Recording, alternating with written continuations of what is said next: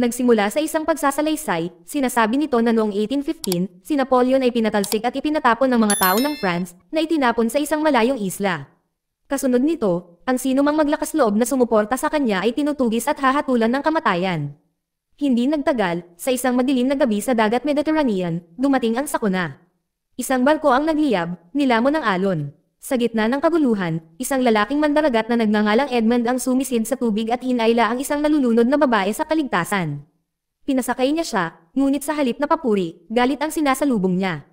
Galit na galit ang kapitan ng barko na si Danglars na kumilos si Edmund sa kanyang sarili nang walang pahintulot. Bilang parusa, ipinakulong niya si Edmund sa ilalim ng kubyerta. Pagkatapos ay kinuha ni Danglars ang isang sulat na dala ng babae. Sa kanyang pagkabigla, ito ay isang lihim na mensahe mula mismo kay Napoleon. Kinaumagahan, pagkaraang magkamalay, nakiusap ang babae na ibalik ang kanyang sulat. Ngunit humihingi lamang si Danglars ng pera bilang kapalit, nagbabantang ilantad siya. Nang walang pera at walang pagpipilian, umalis siya sa kawalan ng pag-asa. Sa kalaunan, dumaong ang barko sa Marseilles. Bago mawala sa lungsod, nagpasalamat ang babae kay Edmund sa pagliligtas sa kanyang buhay. Nang tanungin ni Edmund ang kanyang pangalan, tinawag na lang niya ang kanyang sarili na Angeli, pagkatapos ay hinihimok siyang kalimutan na siya ay umiral, iginiit na hindi na muling magtatagpo ang kanilang landas. Hindi nagtagal, tinawag ng may-ari ng barko, sina Danglars at Edmund para tanungin ang kanilang naantalang pagdating. Hindi nag-aksaya ng oras si Danglars na sisihin si Edmund sa pagligtas sa isang estranghero sa dagat, na sinasabing nagsayang sila nito ng mahalagang oras. Ngunit ang ikinagulat ng lahat, ang may-ari ay pumanig kay Edmund, pinupuri ang kanyang katapangan. Dahil dito si Edmund ay ginawang kapitan ng barko. Sa sobrang tuwa, nagmamadali siyang ibahagi ang balita sa babaeng mahal niya, si Mercedes. Naging sikreto ang kanilang relasyon dahil galing siya sa isang mayamang pamilya.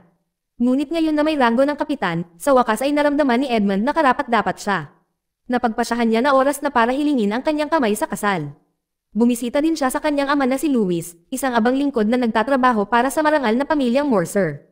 Napaiyak si Louis, ipinagmamalaki ang tagumpay ng kanyang anak, at pinaalalahanan si Edmund na pasalamatan ang mga Morser sa pagsuporta sa kanyang edukasyon sa Naval Academy. Nang makilala ni Edmund ang pamilya upang ibahagi ang balita, ang kanilang anak na si Fernand, ang kababata ni Edmund, ay ngumiti at bumati sa kanya. Ngunit ang tadhana ay nagtakda na ng mas madidilim na mga plano. Ilang sandali pa, dumating na si Mercedes sa pagdiriwang. Nang matapos ang kasiyahan, tumulak sa maikling biyahe sina Fernand, Mercedes, at Edmund. Sa panahon ng paglalakbay, sa wakas ay nagbukas si Edmund sa kanyang kaibigan na inihayag na plano niyang magpakasal. Nagulat si Fernand, walang kamalay-malay na may mahal na pala si Edmund. Ngunit ng buong pagmamalaki ni Edmund na sinabing pakakasalan niya si Mercedes, napigilan si Fernand. Lihim niya itong minahal sa loob ng maraming taon, at ngayon ay napagtanto niyang may ibang pinili ang babaeng gusto niya. Lumipas ang oras at dumating ang araw ng kasal. Magkasama sina Edmund at Mercedes sa isang simbahan, handang simulan ang kanilang bagong buhay. Ngunit habang ang seremonya ay isinasagawa, ang mga pinto ay bumukas. Isang grupo ng mga opisyal ang pumasok at inaresto si Edmund nang walang babala. Si Fernand, isang tenyente sa militar, ay sinubukang makialam, ngunit wala siyang kapangyarihan. Kinaladkad si Edmund sa harap ng lahat. Sa opisina ng taga-osig, dinala si Edmund sa isang lalaking nagngangalang Villefort. Nalilito at natakot, hiniling ni Edmund na malaman kung bakit siya inaresto. Sa halip na sumagot, tinanong ni Villefort kung may kaaway si Edmund. Binanggit ni Edmund ang kanyang kamakailang promosyon, na nagpapaliwanag na ang kanyang dating kapitan, si Danglars, ay hinamak siya mula noon. Ngunit iginiit ni Edmund na wala siyang ginawang masama. Pagkatapos ay ibinunyag ni Villefort ang akusasyon. May nagulat kay Edmund bilang isang taga-suporta ni Napoleon, na sinasabing si Edmund ay may dalang lihim na sulat mula sa ipinatapon na pinuno. Ang sulat ay natagpuang nakatago sa tala-arawan ni Edmund sakay ng barko. Nagulat si Edmund. Hindi pa niya nakita ang sulat noon. Sa kanya naalala ang babaeng iniligtas niya sa dagat. Dapat ay sa kanya ang mensahe. Ipinaliwanag niya na ang kanyang pangalan ay Angeli. Sa sandaling marinig ni Villefort ang pangalan, siya ay nagiging tense at hindi mapalagay. Inutusan niya si Edmund na hawakan para sa karagdagang pagtatanong, pagkatapos ay ipinatawag ang mga saksi mula sa barko. Si Danglars at isa pang mandaragat, si Cat Ares, ay dinala. Dumating din si Fernand, umaasang maobserbahan ang sitwasyon. Sinabi na si Danglars at Cat Ares ay nagpatotoo laban kay Edmund, na sinasabing siya ay tunay na naglilingkod kay Napoleon. Malubha ang mga kaso at maaaring sirain ng sinumang nagtatanggol kay Edmund ang kanilang sariling reputasyon. Nag-aalangan si Fernand, napunit sa pagitan ng katapatan at ambisyon. Pagkatapos ay hinimok ng selos kay Mercedes, ipinagkanulo niya si Edmund at kinumpirma ang akusasyon. Nang walang natitira upang ipagtanggol siya, si Edmund ay itinapon sa bilangguan. Di nagtagal, sa isang lihim na lokasyon, binisita ni Villefort ang kanyang may bahay, si Victoria, na buntis. Para kay Edmund, siya ay isang estranghero, ngunit dito isa pang katotohanan ang nahayag. Nandoon din si Angeli at kapatid siya ni Villefort. Galit na galit, hinarap siya ni Angeli, inakusahan si Villefort ng pagkondena sa isang inosenteng tao. Sinabi ni Villefort na ginawa lamang niya ito para protektahan ang karangalan ng kanilang pamilya. Pero hindi siya pinaniwalaan ni Angeli. Nagpa siya siyang isusuko ang sarili at sasabihin ang totoo para iligtas si Edmund.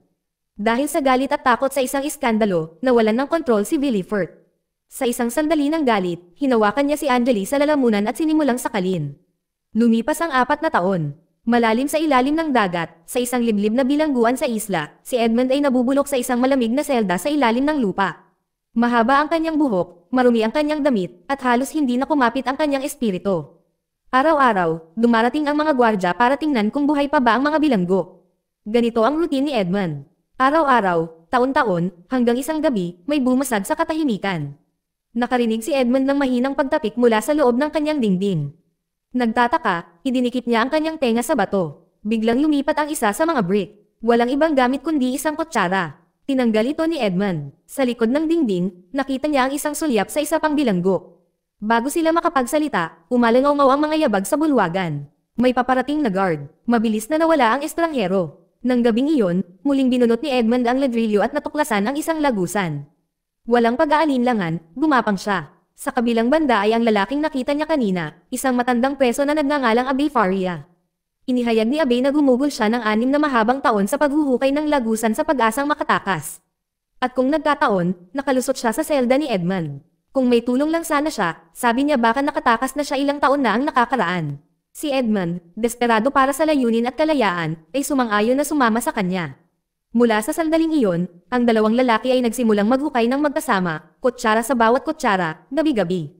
Lumipas ang panahon, nagbabago ang panahon, at patuloy na lumilipas ang mga taon. Si Abe ay hindi ordinaryong bilanggo. Siya ay isang iskolar, isang taong may kaalaman, at itinuro niya kay Edmund ang lahat ng kanyang nalalaman, mga wika, kasaysayan, filosofiya, matematika. Habang unti-unting lumalago ang kanilang lagusan ay lumalaki din ang isip ni Edmund.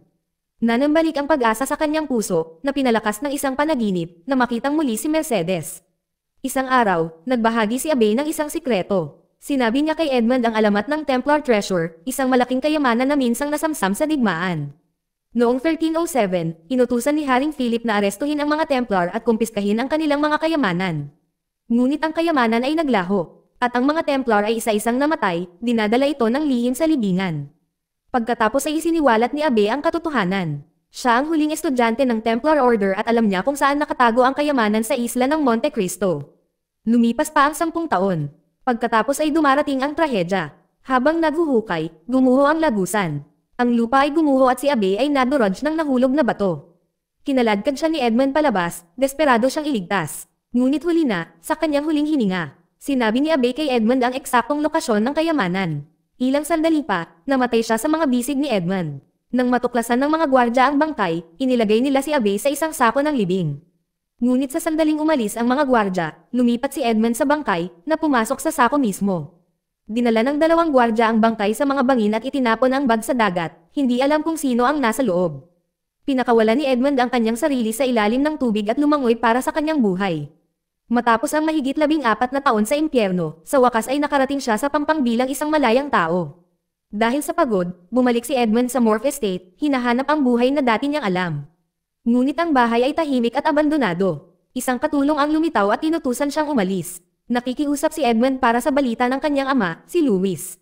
Sa isang tame-time na tinig, ipinaliwanag ng katulong na binawian ng buhay ni Louis ang kanyang sariling buhay matapos maniwala na si Edmund ay namatay sa bilangguan.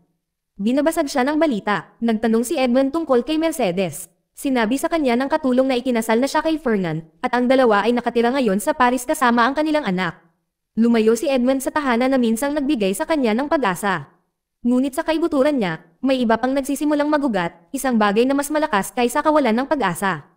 Hindi nag-aksaya ng oras si Edmund. Nang walang naiwan at walang nalalabi, kumuha siya ng isang walang laman na barko mula sa daungan at tumulak patungo sa Monte Cristo.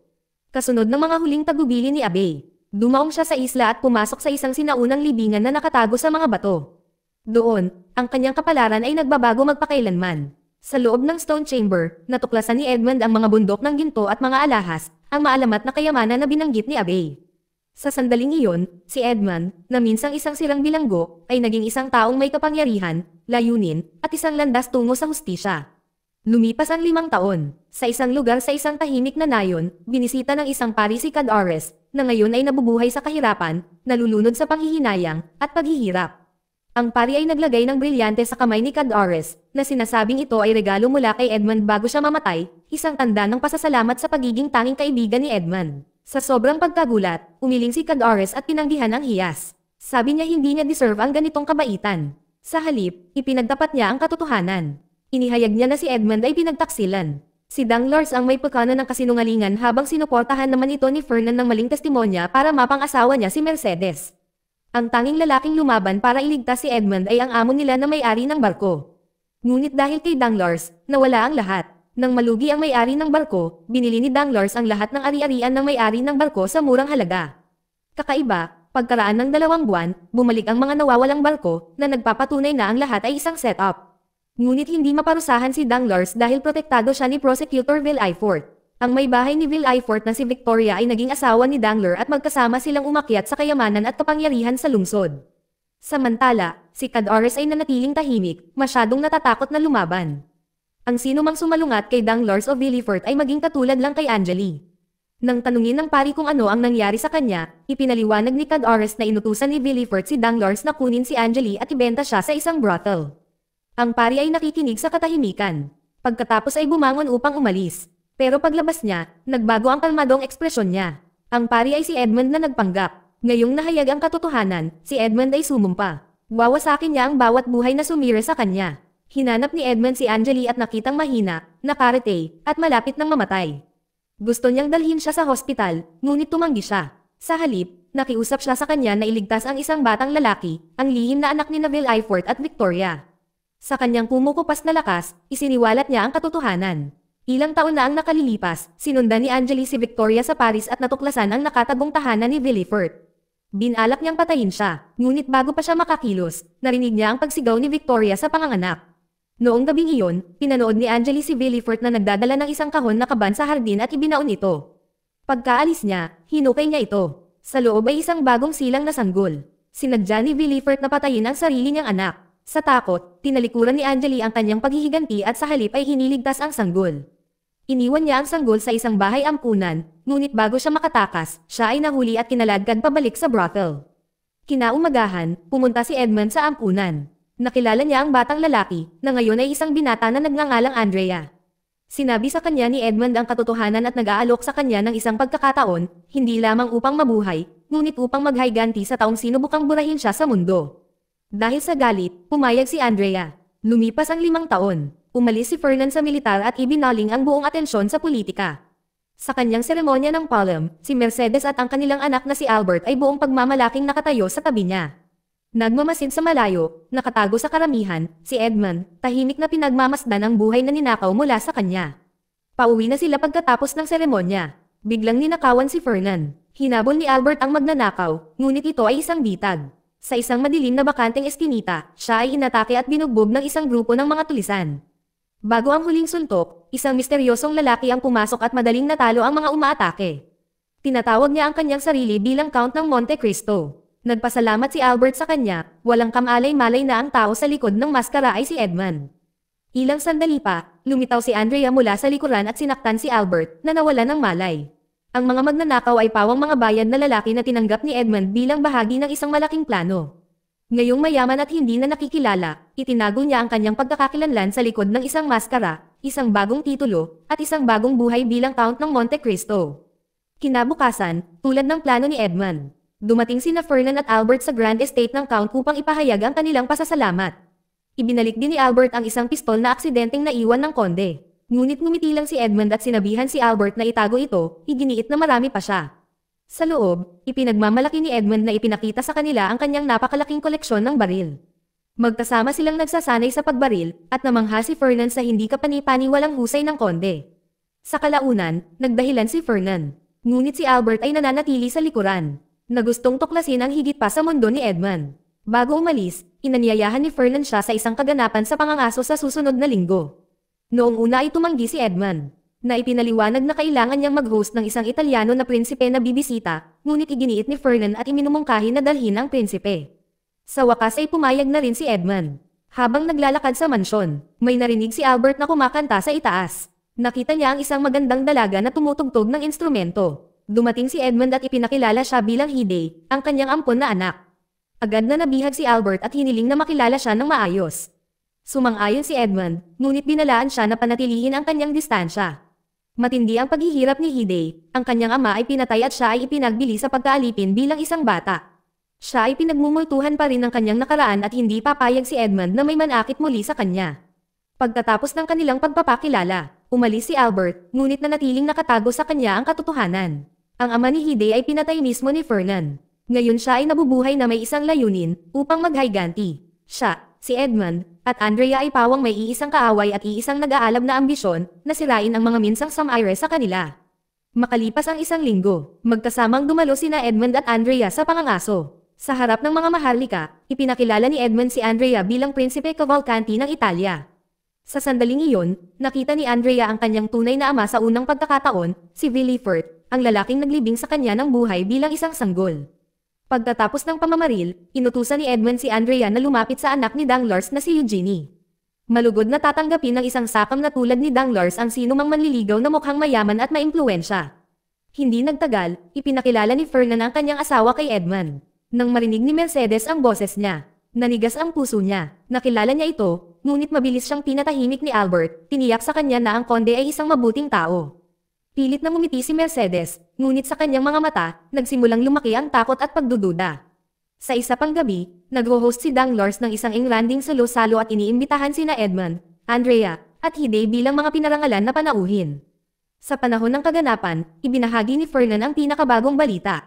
Ang isang pangunahing pahayagan, El Payal, ay binili lamang ng isang Ingles na nagngangalang Halifax.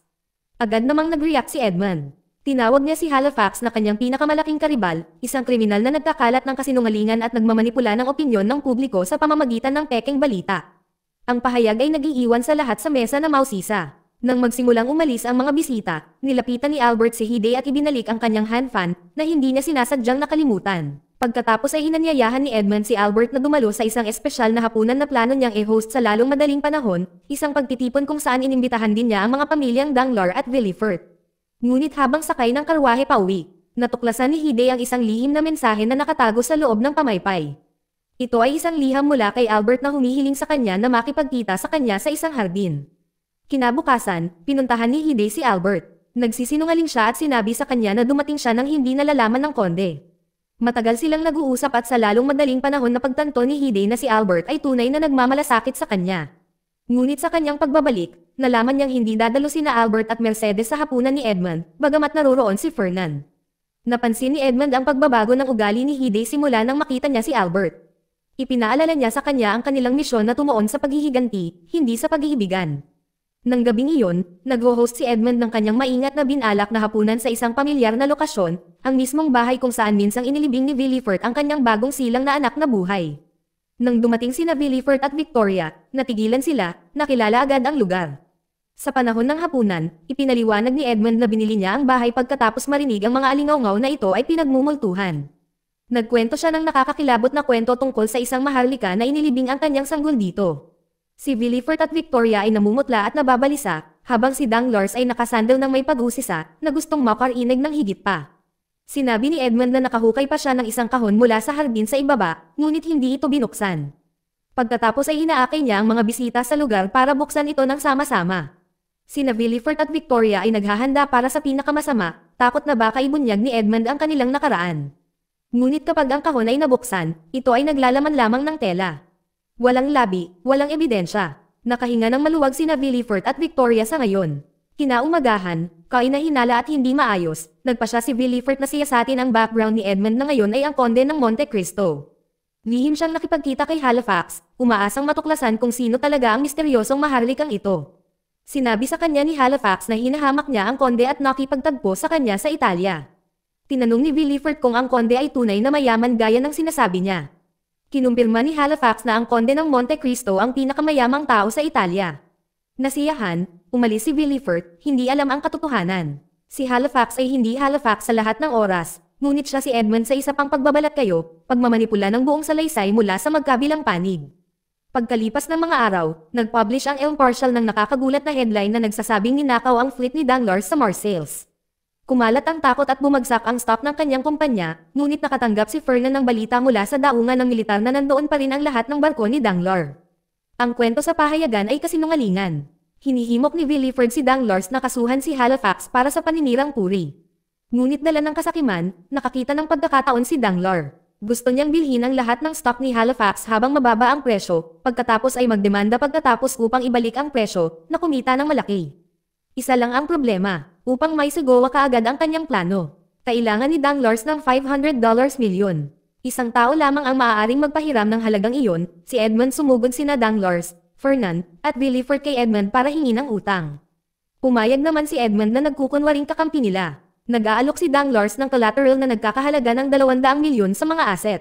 Tumanggi si Edmund noong una, ngunit iginiit ni Danglars na ito ay tanda ng pagkakaibigan, kaya tinanggap ni Edmund. Nangangako si Danglars na ibabalik ang buong halaga sa loob ng 1 linggo.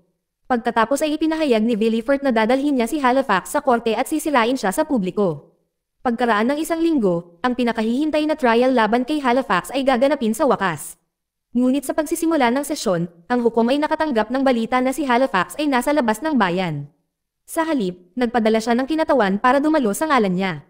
Noong nakaraang araw sa daungan ng Marseilles, si Cadores at ang kanyang mga tauhan ay lihim na nagsagawa ng isang misyon.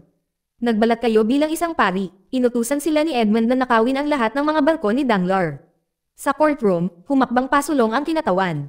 Humihingal ang karamihan, ang kinatawan ni Halifax ay walang iba kundi si Andrea. Nakatayo sa harap ng hukom, idineklara ni Andrea na ang buong fleet ni Danglars ay talagang ninakaw. Hinihimok pa niya ang korte na i-verify ito sa mga awtoridad sa pantalan. Pagkatapos ay isiniwalat niya ang kanyang tunay na pagkatao. Siya ang batang minsang inilibing ng buhay. Bilang patunay, iniharap niya ang tela mula sa kahon na may mga fingerprints pa rin ni Villefort. Nataranta si Villefort at inakusahan si Andrea ng pagsisinungaling. Malamig na tugon ni Andrea, binabalaan siya na huwag pilitin ang kanyang ina, na naruroon din sa silid ng hukuman, na aminin ang katotohanan. Takot na takot, tumakas si Villefort sa courtroom sa kahihiyan. Samantala, si Danglars, na ngayon ay wasak at desperado, ay sumugod kay Edmund upang humingi ng karagdagang panahon upang mabayaran ang kanyang utang, ngunit tumanggi si Edmund. Sinabihan niya si Danglars na tumakas sa lungsod dahil wala na siyang pag-aari.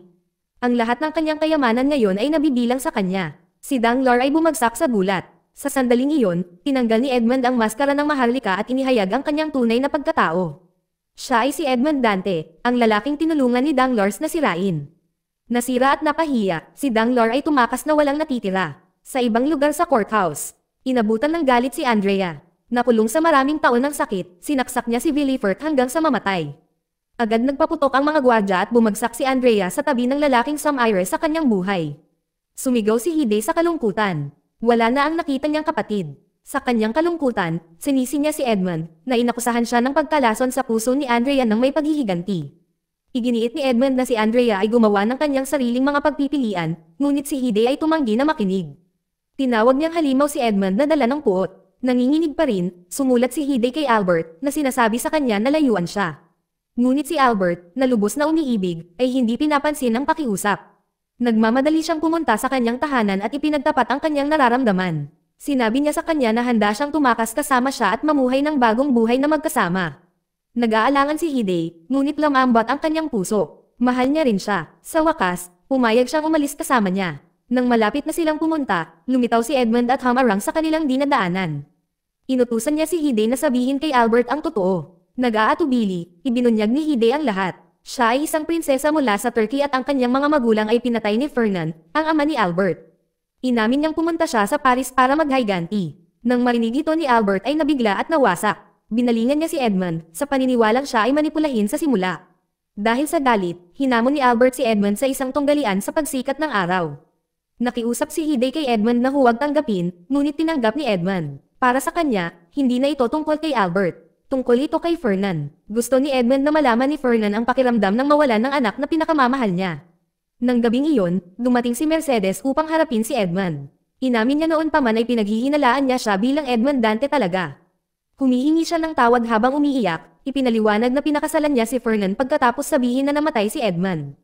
Tahimik na iniabot ni Edmund sa kanya ang dokumentong pinirmahan ni Fernan 20 taon na ang nakalilipas, ang mismong testimonya na nagpakulong sa kanya at nagdeklarang patay na siya. Nakiusap si Mercedes kay Edmund na huwag maghiganti kay Albert na walang ginawang masama. Nakiusap siya sa kanya na parusahan siya at si Fernan sa halip, ngunit tumanggi si Edmund. Kinaumagahan, naganap ang tunggalian nina Albert at Edmund. Habang magkaharap ang dalawang lalaki, itinaas ni Albert ang kanyang pistol na nanginginig ang mga kamay. Si Edmund, kalmado ay unang nagpaputok, ngunit ang kanyang pagbaril ay sadyang sumablay. Nakatayo si Albert, natulala, tapos na ang tunggalian. Tumalikod si Edmund at naglakad palayo, naiwan si Albert na hindi nasaktan. Nang maglaon, umuwi si Edmund upang makita si Hide. Napag-alaman na sinadya ni Edmund iligtas ang buhay ni Albert. Kasabay nito, si Edmund ay nagpapakalat ng maling balita sa buong lungsod na nagpapahintulot sa lahat na maniwala na si Albert ay namatay. Sa pag-aakalang wala na si Albert sa mundo, hinikayat ni Edmund sina Albert at Hide na sabay na tumakbo sa malayo upang magsimula ng bagong buhay at hanapin ang kaligayahan na hindi kailanman naranasan ni Edmund kasama si Mercedes. Si Hide ay puno ng kaginhawahan at kagalakan. Sa wakas, makakasama na niya ang lalaking mahal niya, walang takot at paghihiganti. Sa ibang lugar, si Mercedes, na nabasag sa katotohanan ng mga krimen ng kanyang asawa, sa wakas ay lumayo sa kanyang nakakalaso na buhay. Si Fernan, na ngayon ay inabandona at nilalamon ng galit, ay pumunta sa lugar ng Konde ng Monte Cristo. Mukhang nakaharap sa kanya si Edmund, hindi na nagtatago sa likod ng maskara. Sa wakas ay napagtanto ni Fernan na ang maharlika na Samaire sa kanya ay si Edmund Dante. Ang kanilang paghaharap ay sumabog sa isang brutal na labanan ng espada. Isang mapagpasyang atake ni Edmund, pinutol ang talon ni Fernan sa kalahati at sinaksak siya sa tiyan. Ngunit bago bumagsak si Fernan, sumugod siya at tinutusok ang sariling espada kay Edmund. Sugatan at sa sakit, tumangging mahulog si Edmund. Sa buong kalooban, muli siyang bumangon, hinugot ang talon sa kanyang katawan, at tuluyang dinasarmahan si Fernan. Ngayon si Fernan ay nakahiga na bagbog at walang kapangyarihan sa kanyang paanan. Ngunit hindi na ihatid ni Edmund ang huling suntok. Sa halip, umatras siya. Si Fernan, sabi niya, ay mabubuhay. Ngunit mabubuhay siya sa pagdurusa ng pagkawala ng lahat ng taong minahal niya. Iyan ay sapat na parusa. Sa huli, muling naglayag si Edmund sa dagat. Dito nagtatapos ang kwento. Salamat sa panonood kaibigan.